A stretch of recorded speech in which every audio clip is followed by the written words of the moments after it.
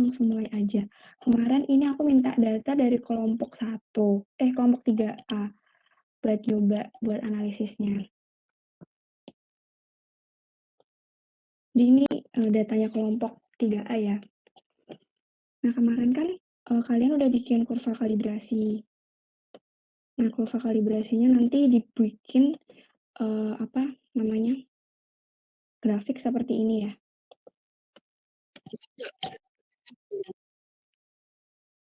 Oh, bentar.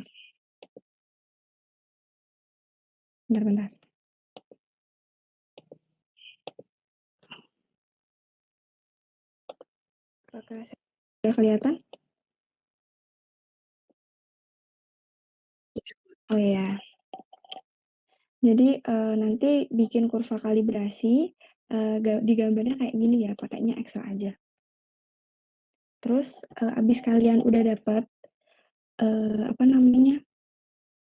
regresi linear dari kurva kalibrasi, untuk mengetahui apakah kurva kalibrasi yang kalian bikin itu udah benar atau belum, itu bisa dites menggunakan recovery dan RSD. Nah, untuk caranya itu pakai teknik Cliff burn out. Jadi teknik Cliff burn out ini itu caranya gini, kan ini kan ada 6 konsentrasi ya, dari kurva kalibrasinya kan ada 6. Nah, di tiap-tiap karena ada 6 maka bikin jadi tiap nomor ini tuh dihilangin, kayak ini yang dihilangin yang nomor 1, yang ini nomor 2, terus yang ini nomor 3, ini nomor 4, ini nomor 5, terus ini nomor 6. Nah, setelah itu dari masing-masing 1, 2, 3, 4, 5, 6 itu dicari slope sama intercept-nya. Untuk cari slope sama intercept-nya bisa langsung masukin rumusnya slope, terus diklik, bentar. Jadi bisa langsung ya, untuk nyari slope itu Y per X. Jadi langsung gini ditulis slope-nya, terus Y-nya apa, X-nya apa. Terus buat cari intercept-nya itu juga sama. Gini, jadi kalian nggak perlu bikin di grafik yang pakai insert itu nggak perlu, bisa langsung masukin ke rumus. Nah, dari masing-masing 1, 2, 3, 4, 5, 6 itu dicari slope sama intercept-nya. Kan udah nih masing-masing. Terus habis itu dicari X aksen. Nah, cara nyari X aksen ini dari yang pertama tadi, dari serapan yang pertama. Jadi serapan yang pertama itu ditambah sama intercept-nya baru dibagi sama slope. Cara nyarinya biasa kok, seperti nyari kadar. Jadi nanti tanda plus minusnya itu menyesuaikan.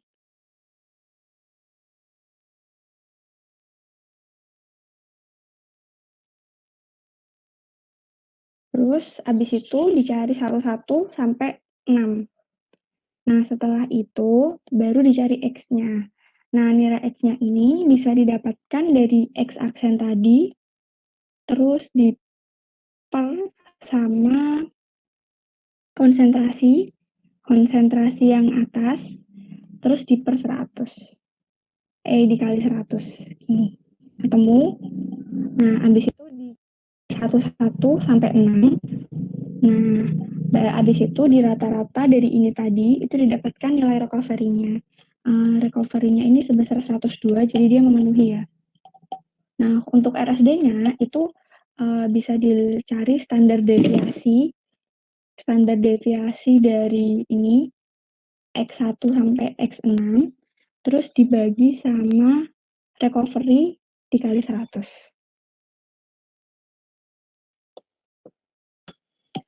Buat cara nyari lift burn out ada yang mau ditanyakan dulu?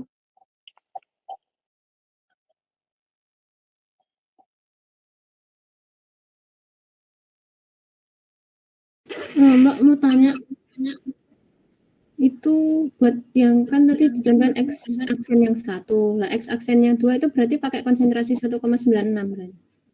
Iya. Iya. Kalau 2 ngikutin ya, kalau ininya 3 ngikutin 3 ya.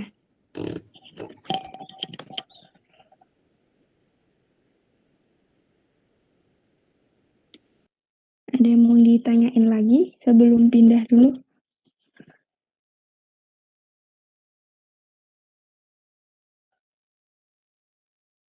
Sepertinya udah jelas ya.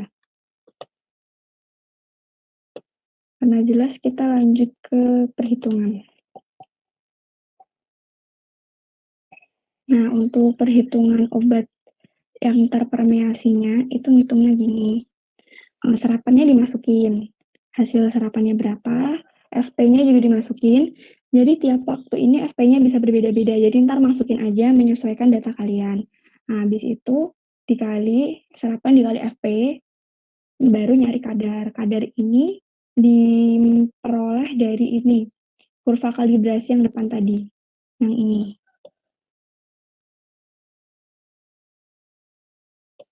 Jadi dia mengikuti.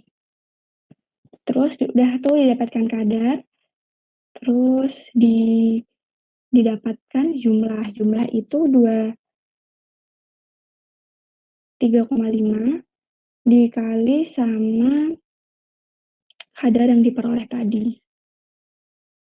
23,5 itu diperoleh dari isi. Berat isi dari diffusive Franz yang dipakai. Ini kan beratnya 23,5. Nah, habis itu dihitung koreksi. Koreksi itu didapatkan dari ini 2 dibagi 23,5 dikali sama jumlah ini tadi, jumlah yang diketahui sebelumnya. 23,5 ini dari berat isi tadi, terus 2 ini kalau nggak salah ada di rumus. Nah, tuh dapat koreksi. Kalau untuk yang pertama 0 ya, karena di atasnya kan nggak ada. Jadi dia nanti mengikuti. Terus untuk total koreksinya tinggal ditambah-tambah menyilang kayak ini 19,872 itu diperoleh dari total koreksi yang di waktu 0 ditambah sama koreksi yang di waktu 0,25. Begitu seterusnya sampai bawah. Nah, habis itu didapatkan total permeasi. Total permeasi ini diperoleh dari jumlah tadi ditambah sama total koreksi. Nah, habis itu dihitung nilai Q-nya. Nilai Q ini diperoleh dari total permeasi dibagi sama luas daerahnya, luas permukaan kulitnya. Ini pas dihitung tuh sekitar 1,72 diameternya, terus R-nya kan 0,86, didapatkan luas segini. Nah, buat Q-nya itu total permeasi dibagi sama luasnya. Ini buat yang pertama, nano emulsion yang pertama. Terus digambar kurva kalibrasinya. Kurva kalibrasi. Digambar grafiknya antara waktu sama asam galat yang terpermeasi mikrogram per sentimeter kubik. Nah, habis itu dari ini itu bisa dihitung nilai flux. Nilai flux itu bisa dihitung dari ini.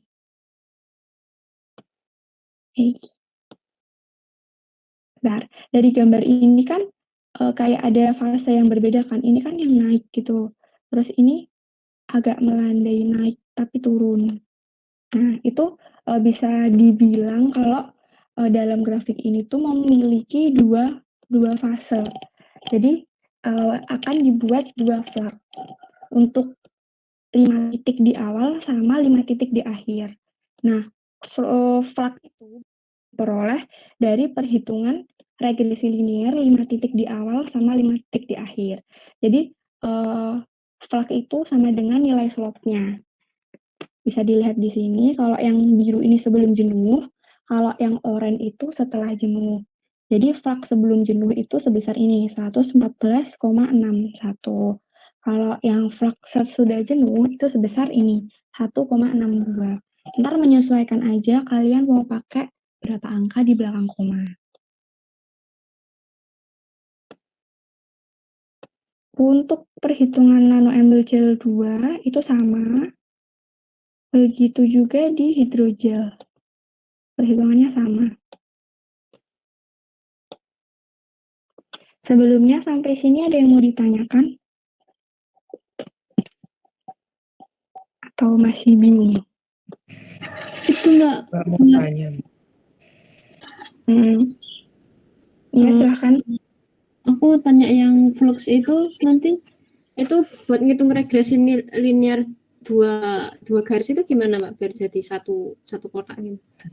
Oh, ini. Hapus ya. Bicaranya gini.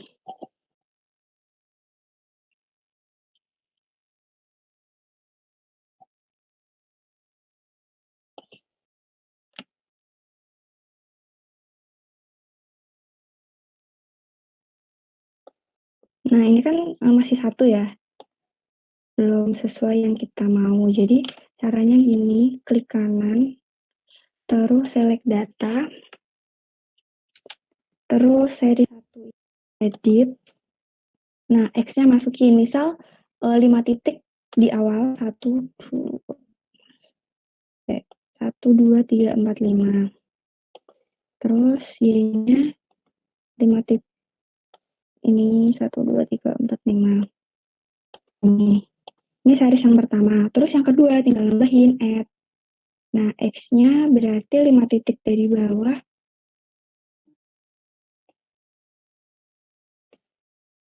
Terus Y-nya 5 titik dari bawah. Terus di OK. Tadi yang terhapus mana? Ih, bener nggak? Nih, dapet kan?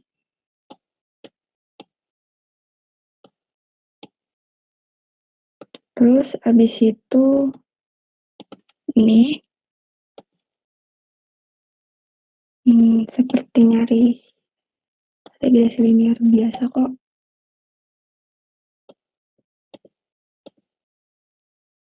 Kayaknya tadi aku salah masukin data. Kurang lebih seperti ini. Bentar, satu lagi.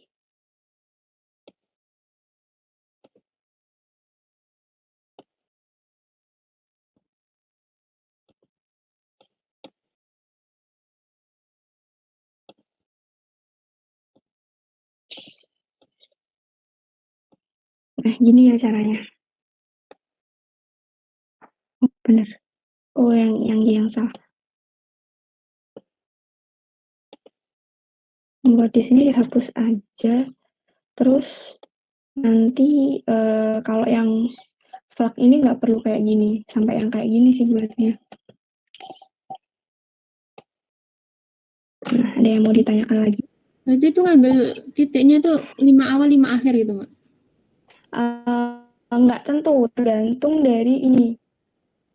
Kayak misal ini ya, ini kan 1, 2, 3, 4, 5. Ini kan pasti naiknya kan. Ini bisa diambil. Tapi kalau misal kalian mau ngambil 3 titik aja itu juga nggak apa-apa. Terus misal ini 1, 2, 3, 4, 5. Ini kan atau 6 sampai sini. Ini kan satu fase, itu juga nggak apa-apa. Jadi ntar menyesuaikan sama grafik yang kalian bikin. Oke Mbak. Tadi kayaknya banyak lagi. Mbak mau nanya. Tadi kalau misalnya yang RSD sama itunya gak memenuhi gimana ya Mbak? Ya udah nggak apa-apa, tulis aja. Tulis aja, terus ntar kalian cari tahu yang memenuhi itu kira-kira berapa. Oh, ya Mbak.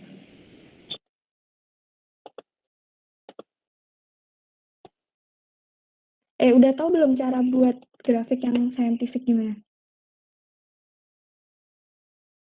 Belum.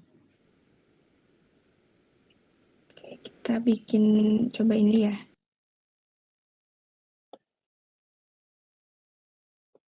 Caranya gini.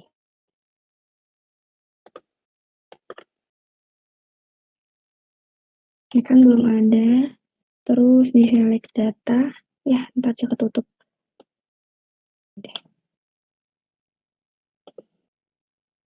Di add X-nya kan waktu. Terus kayaknya ini. Nah, grafik yang jadi kan kayak gini. Beda banget sama grafik yang ini.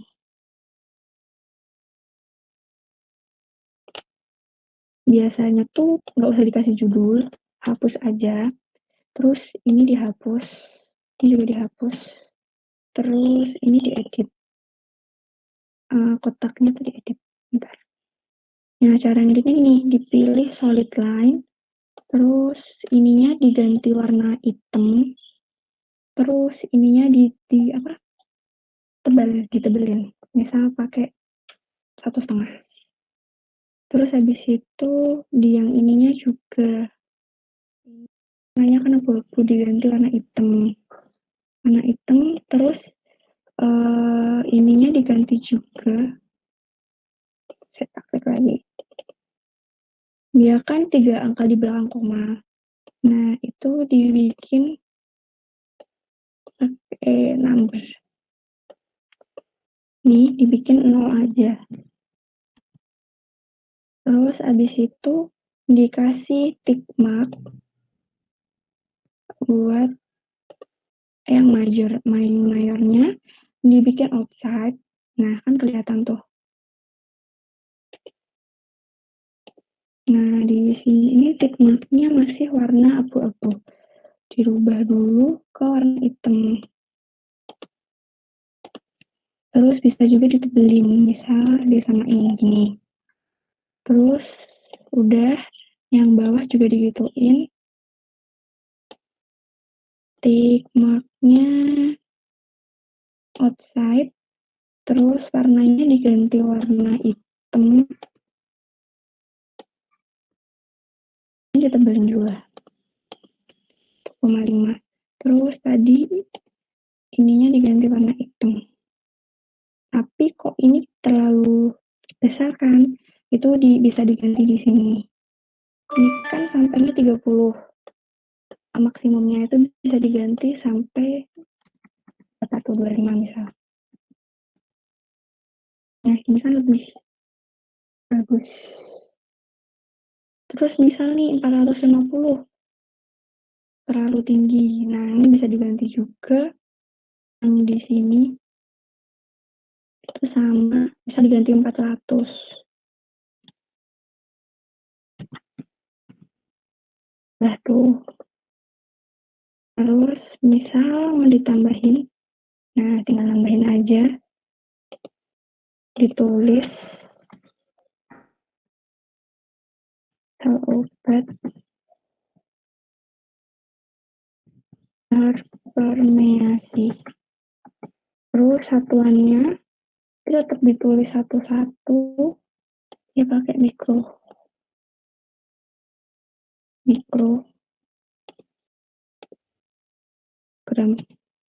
per sentimeter.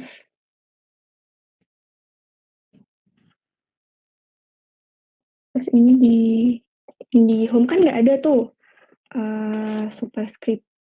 Tuh caranya gini, font. Terus ini superscript.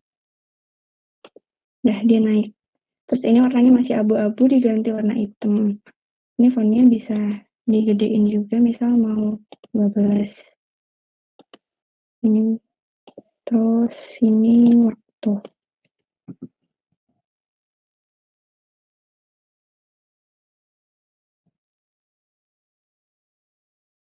Ganti warna hitam.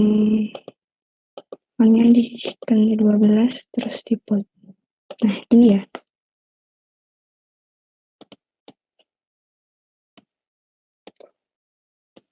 Nah, kurang lebih seperti ini. Ada yang mau ditanyain lagi?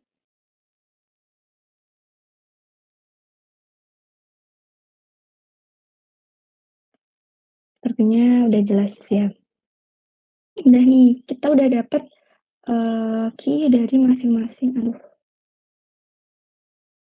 masing-masing hidrogel sama nanoemulgel.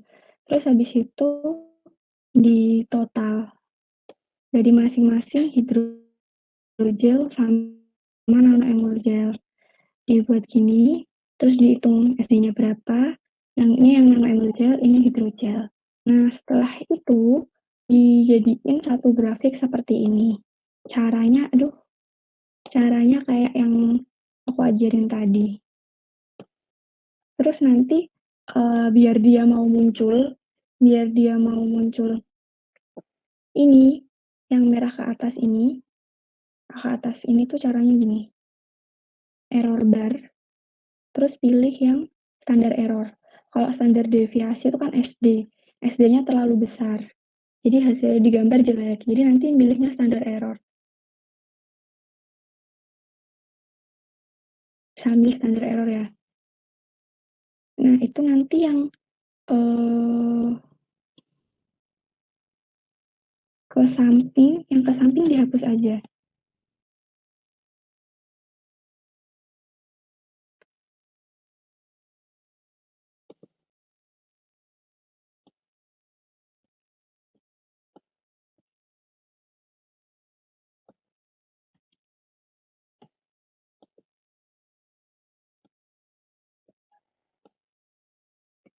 Nah, jadinya ntar dia gini. Standar error itu kalau nggak salah SEM. Jadi nanti dibandingin antara emulgel, hidrogel sama nanoemulgel. Ini kemarin kelompok 1 itu tanpa enhancer ya? Atau enhancernya pakai apa? Iya benar, pantes. Di data kalian hidrogelnya lebih tinggi dari nanoemulgelnya. Padahal kan kalau nano biasanya nanoemulgel itu yang lebih tinggi dari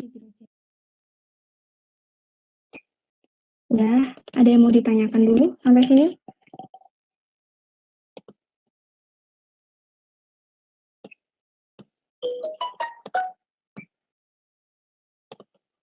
Oke, sepertinya udah jelas ya. Kita lanjut ke perhitungan flux.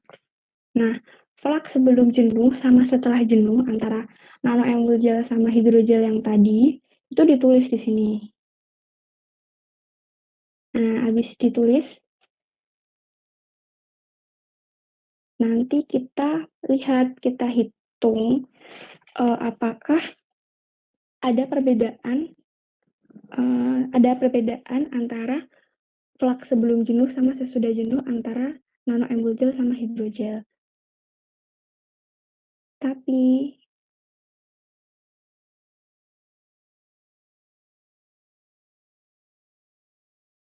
kalian ini kan kalau yang masing-masing yang kalian peroleh tadi. Terus habis itu kalian bikin juga yang ini total dari nanoemulgel sama hidrogel. Kayak misal ini. Ini yang total tadi. Total dari nanoemulgel yang diambil 5 titik di awal sama 5 titik di akhir buat dicari titik potongnya. Kan dapat nih masing-masing flux-nya berapa antara sebelum jenuh sama sesudah jenuh antara nano sebelum sama sesudah ada gabungan dari tiga-tiganya. Nah, abis itu tuh dicari titik potongnya. Nah, titik potong yang diperoleh ini, X itu berarti waktu jenuhnya, terus kalau Y itu berarti flux-nya. Jadi dia dapat jenuh, nanoemulgel dapat jenuh waktu berapa jam gitu. Itu pula caranya pada hidrogel. Hidrogel total itu dihitung flux-nya dari 5 titik di awal sama 5 titik di akhir, terus dicari titik potongnya. Buat mengetahui waktu jenuh sama flux-nya ketika jenuh itu berapa. Ini yang buat total ya. Nah, buat yang sendiri tadi, yang ini tadi itu dihitung pakai pakai ANOVA. Nah, pakainya di Excel aja. Untuk menghitungnya itu pertama, jadi nanti yang dipakai di tes ya, soalnya ada 2 variabel.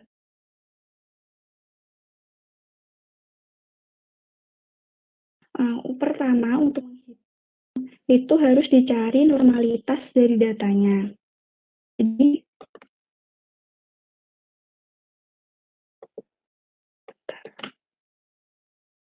Jadi misal flux sebelum jenuh nih, kita blok terus klik data.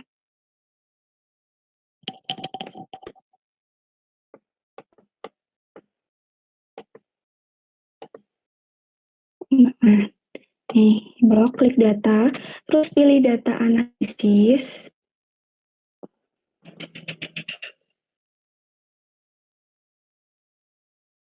Terus buat nyari normalitas itu pilih yang deskriptif statistik. Oke. Terus input range-nya itu yang ini tadi di oke. Terus ini in kolom benar. Ini di centang semua. Terus di oke. Nah, dapat tuh datanya ini. Nah, dari sini ada nilai confidence level yang bisa dilihat di sini itu. Nah, dari level ini kalau nilainya lebih dari 0,05 berarti datanya normal. Kalau datanya normal bisa dilanjut ke tahap selanjutnya. Udah, habis itu kita balik lagi ini, kita analisis lagi. Nah, sebelum dianalisis t-test, kita dianalisis pakai f-test to sample dulu buat mengetahui apakah variannya dari data itu sudah sama. Terus dipilih oke. Masukin variabel satunya ini, variabel 2-nya ini. Udah bener? Oke. Nah, di sini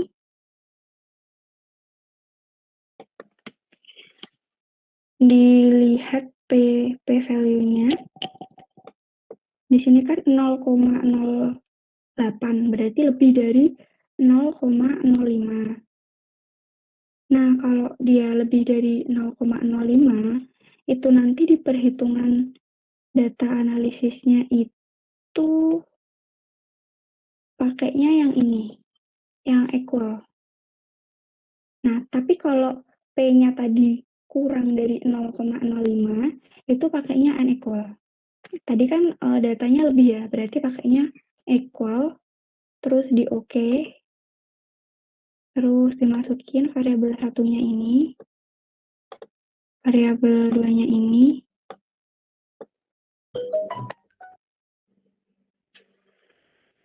Habis itu oke.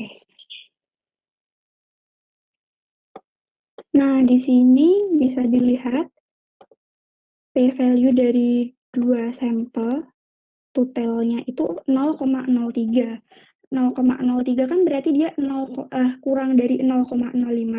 Nah, berarti dapat disimpulkan bahwa flux sebelum jenuh antara nanoemulgel sama hidrogel itu berbeda, yang bisa dibuktikan menggunakan t-test ini tadi. Begitu pula pada flux setelah jenuh.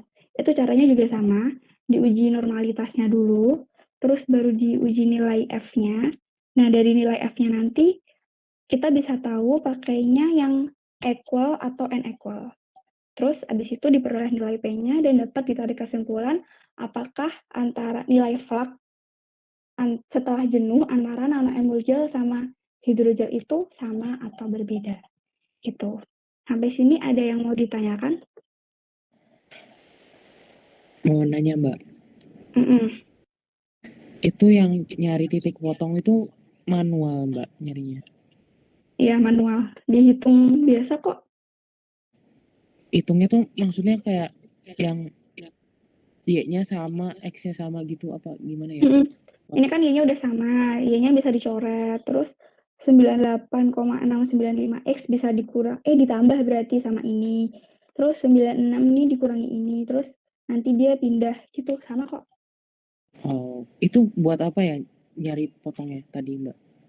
Titik potongnya itu sama dengan itu. Kalau X itu sama dengan waktu jenuhnya. Kalau Y itu sama dengan nilai flak-nya. Jadi Oh, si nano embol gel itu bisa jenuh dalam waktu sekian jam dengan nilai flak sebesar ini gitu. oh, oke Mbak.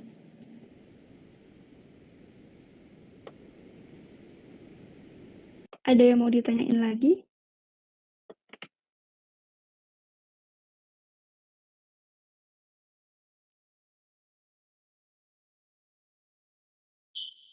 Nah, kalau nggak ada, abis ini tuh sebenarnya ini, ngitung obat yang terdepot. Nah, kemarin kan kalian pakainya metanol, tapi sayangnya itu nggak ada kelompok yang mencari kurva kalibrasinya metanol. Aku juga lupa ngingetin. Soalnya kan itu yang dipakai metanol ya, tapi dari yang aku udah percobaan kemarin itu panjang gelombang yang di PBS sama metanol itu nggak terlalu jauh. Jadi nanti ngitungnya pakai kurva kalibrasi ya nggak apa-apa. Untuk caranya kurang lebih sama kayak ini tadi ya. Serapannya berapa, terus nilai FP-nya berapa, terus nanti dikali ketemu kadar. Kadarnya nanti dimasukkan ke kurva kalibrasinya yang PBS aja nggak apa-apa. Terus nanti dari tiga replikasi itu nanti di rata-rata. Jadi misal pakainya ini ya, sini deh, sama dengan misal yang gel pakainya ini, terus yang nano misal pakai ini. Tuh di rata-rata. Habis itu dibikin grafik. Milihnya yang ini.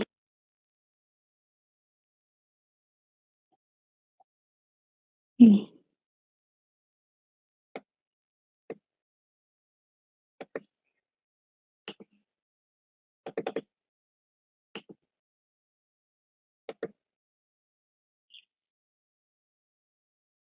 Ini bisa diganti, misal ini tadi yang nano.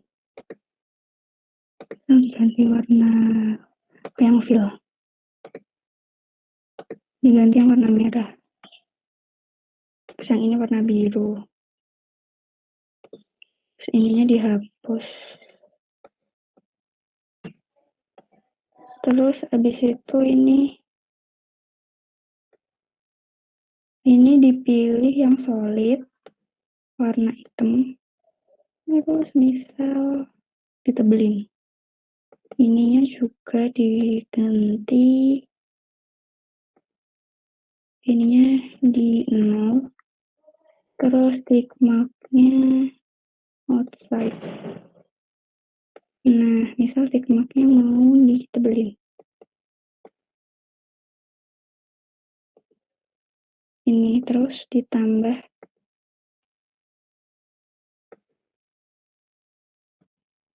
itu dihapus aja. Terus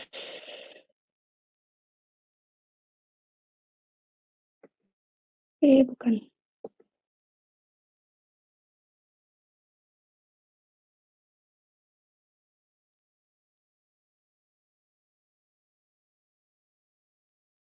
Nah, ini ditulis aja jumlah asam galat yang terdepot. Terus yang ini dihapus aja.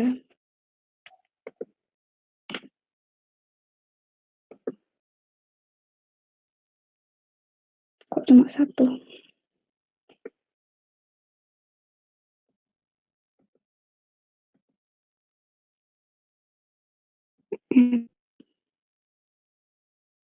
Kok malah di atasnya berarti salah-salah.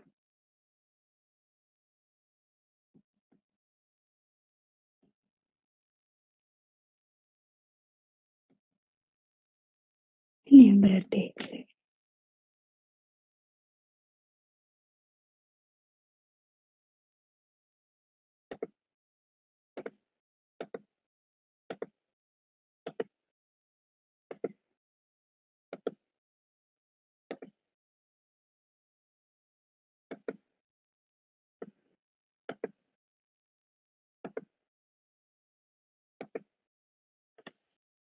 Tapi kok bentar-bentar.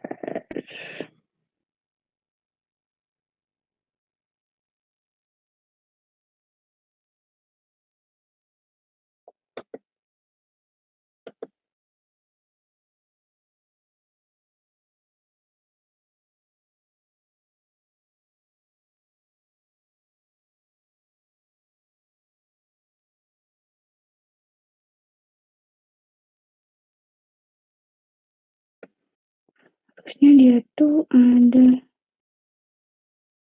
Udah gini aja nggak apa-apa.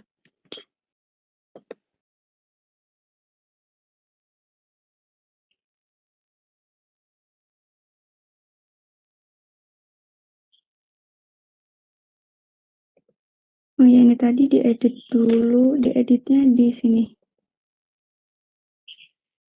Misal yang satu gel, terus gel.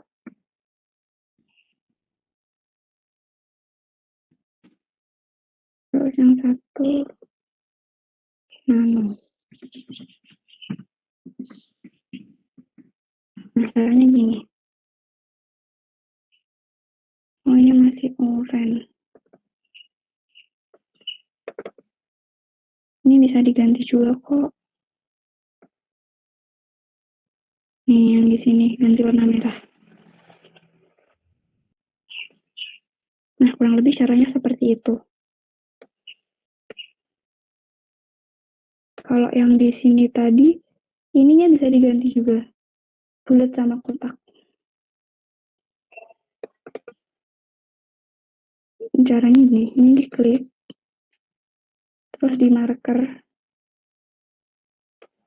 Nah ini, kalian mau apa? Misal ini. Atau mau yang segitiga. Ini. Itu terserah kalian. Sampai sini ada yang mau ditanyakan? Mbak tadi yang depot masih nggak ngerti Mbak, itu nyari apa sih sebenarnya? Dari yang terdepot itu kan kemarin kalian hitung yang di kulit kan. Yang di kulit kemarin kan direndam, terus abis itu disentrifugasi, terus di spektro. Nah dari spektro itu kan didapatkan serapan. Sama pas di spektro itu kan diencerin dulu, jadi diperoleh tuh FP-nya berapa. Dari yang serapan tadi itu dihitung kadarnya berapa. Nah kadar yang dihitung ini tuh menggambarkan kadar obat yang terdepot di kulit itu berapa. Gitu. Caranya sama kok kayak ini tadi. Gitu, Andre.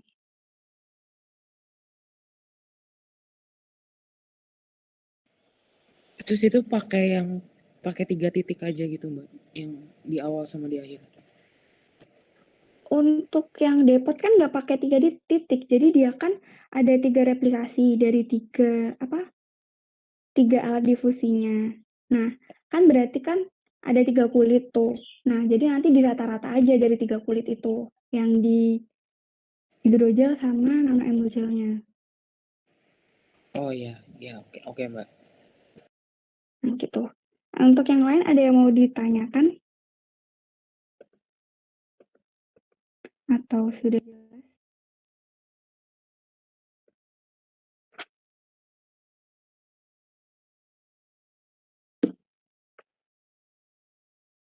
Mm.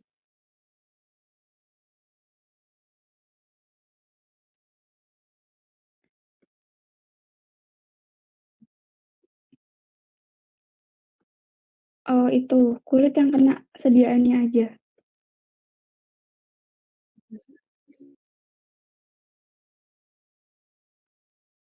Yang kena aja. Salah, berarti aku salah yang kemarin.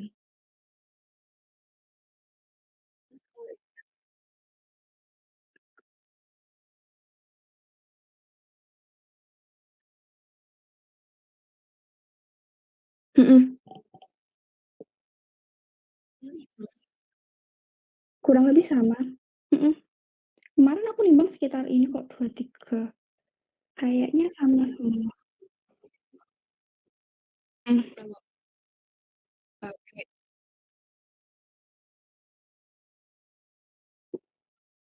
Nggak apa-apa, bisa. Bisa mah kok. Kan nanti sesuai sama itu, dalemnya yang alatnya itu kan. Iya, nggak apa-apa.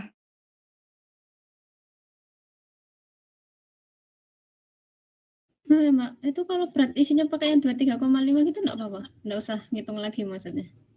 Nggak apa-apa. Oh ya oke. Masih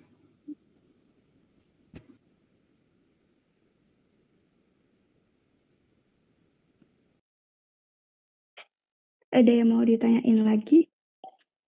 oh ya, Mbak, itu ketebalan kulit tuh untuk perhitungan apa ya, Mbak? Kalau sampai sini tuh kemarin nggak ada sih.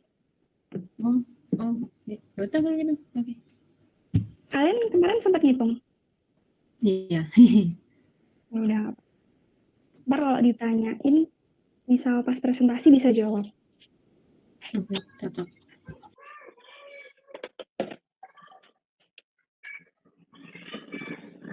Ya udah, yang mau ditanyain lagi?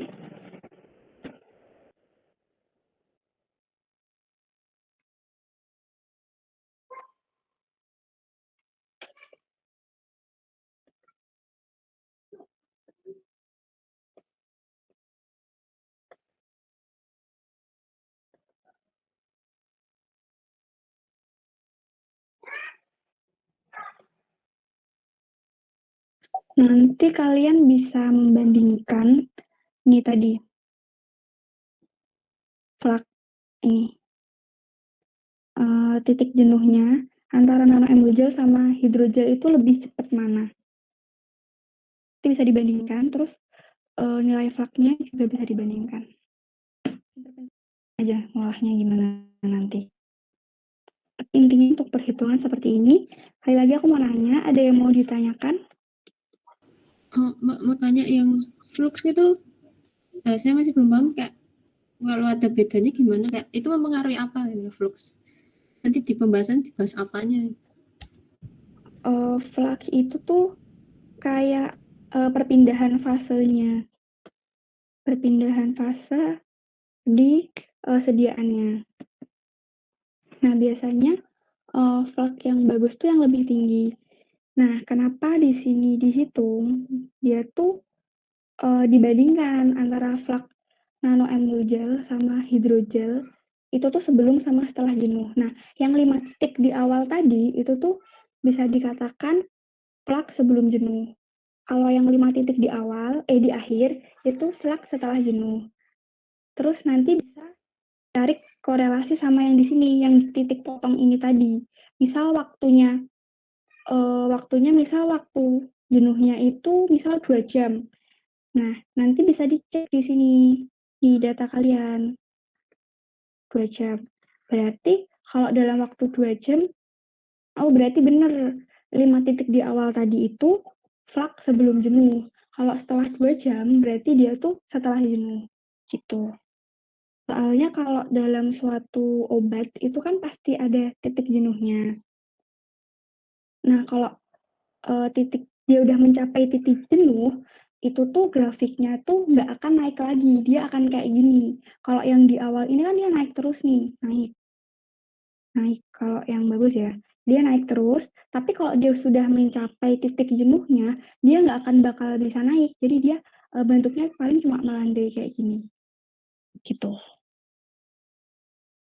Kurang lebih seperti itu. Nah, dihitung pakai t-test tadi untuk mengetahui perbedaannya aja, apakah ada perbedaan signifikan atau tidak berbeda signifikan antara flak sebelum jenuh antara nano emulgel sama hidrogel, sama flak setelah jenuh antara nano emulgel sama hidrogel, gitu. Kayak yang data 2 ini kayaknya dia tidak berbeda. Soalnya datanya kalau dilihat secara seksama, sama sih, tapi coba aja kita hitung ya. Udah coba ngitung sih kemarin, coba lagi aja. Deskriptif.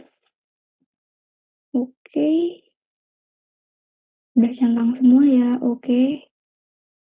Ini kan nilai confidence levelnya di atas 0,05. Berarti dia memenuhi, balik lagi. Terus kita hitung F.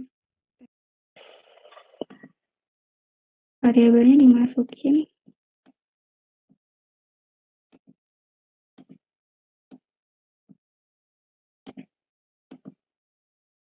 Udah tuh ketemu F-nya 0,39, berarti dia di atas 0,05. Pakainya nanti yang equal. Yang equal.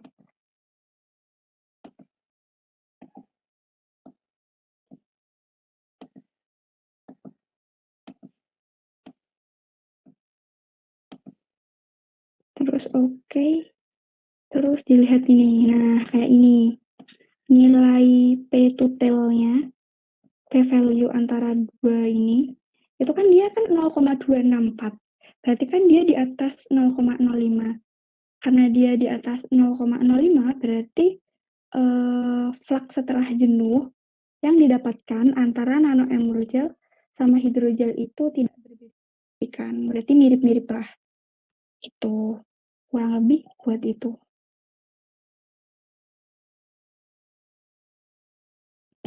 Gimana kamu? Udah paham belum?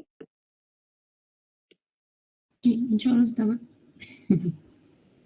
Ya, untuk teman-teman yang lain ada yang mau ditanyakan lagi? Soalnya nanti aku nggak bakal ngasih Excel-nya. Nanti kalian menghitung sendiri.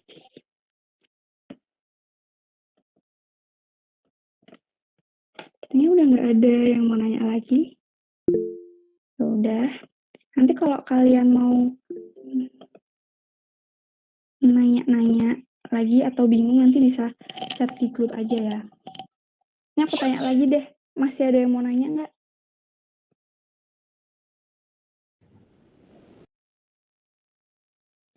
Ya, sementara ini belum, Mbak. Mungkin pas eksekusi nanti bakal tanya-tanya. Oke. Ditunggu hari Selasa kelas A presentasi ya. Oh ya Mbak, itu Jadi, season ngumpulin kan presentasi pakai PPT kan mestinya. Nah itu season ngumpulin kayak PDF lembar apa ya, lembar laporannya gitu. sepertinya belum, soalnya nanti pas laporannya tuh kayaknya bakal dibandingin gitu antara sama lain, antara enhancer yang satu sama yang lain, terus yang nggak pakai enhancer tuh bedanya apa? Kayaknya gitu sih. Kayaknya kemarin yang Pak Ipul tanyain itu jawabannya ya kayak itu. Berarti besok kita cuma persiapan mungkin kayak video sama PPT lah kayak gitu. Oke, Mbak. Disiapin aja itu. Ya, Mbak.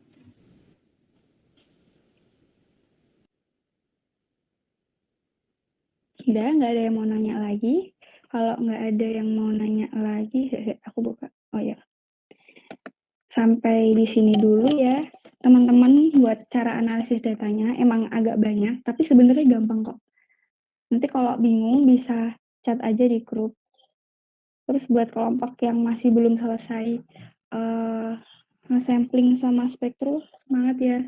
Habis ini selesai kok. Gitu dulu, kurang lebih mohon maaf. Terima kasih untuk waktunya. Assalamualaikum warahmatullahi wabarakatuh. Waalaikumsalam. Terima kasih, Mbak. Sama-sama.